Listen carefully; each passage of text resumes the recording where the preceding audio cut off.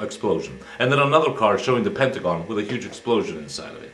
There are many signs that things that are coming are being warned somehow. Many of you may, regarding 9/11, may remember there was an episode of The Simpsons called The Simpsons Visit New York, or Go to New York, where Bart and Lisa are toying around, and Lisa shows Bart, here's a brochure how to visit New York on $9 a day, and it says $9, and right next to it you have the Twin Towers, 9/11. If you, all of you who have seen the picture, The Matrix, you will remember that Neo is placed in a place where when he's arrested at the beginning of the film, and he has to show his passport. If you zoom into his passport, the expiry date on his passport is 11 September 2001, and that movie is also from the late 90s. So we're on to something here. I think it's worth quoting. Revelation, the book of Revelation, in chapter 8, verse 8 says, "And the third part of the seas became blood." And then in verse 11 says, "And the third part of the waters became wormwood, and many men died of the waters because they were made bitter." We have to keep in mind that seers and prophets tap into the collective unconscious, where there is no time and no space. So maybe John in Patmos did have a horrendous vision of something that would occur many, many, many years, centuries later. In my December 2009 video, I spoke of 12 triggers.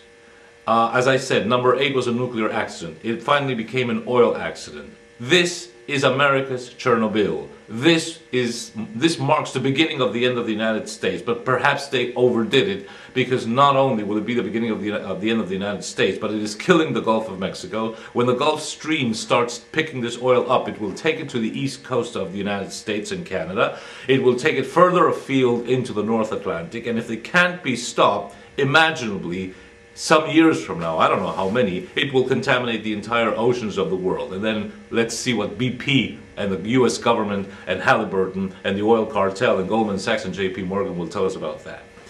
Keep in mind, the Macondo oil field in the Gulf of Mexico is the second largest oil reserve in the world. That's what put BP so happy. It's Mississippi Canyon Block 252. It is at a depth of 5,000 feet, that's 1,500 meters. And it's not just oil, it's oil and methane gas, and it's the methane gas that is causing extreme concern. It is on the it's got 22,400 feet of pressure on it, between the water and the geological formations on top of that.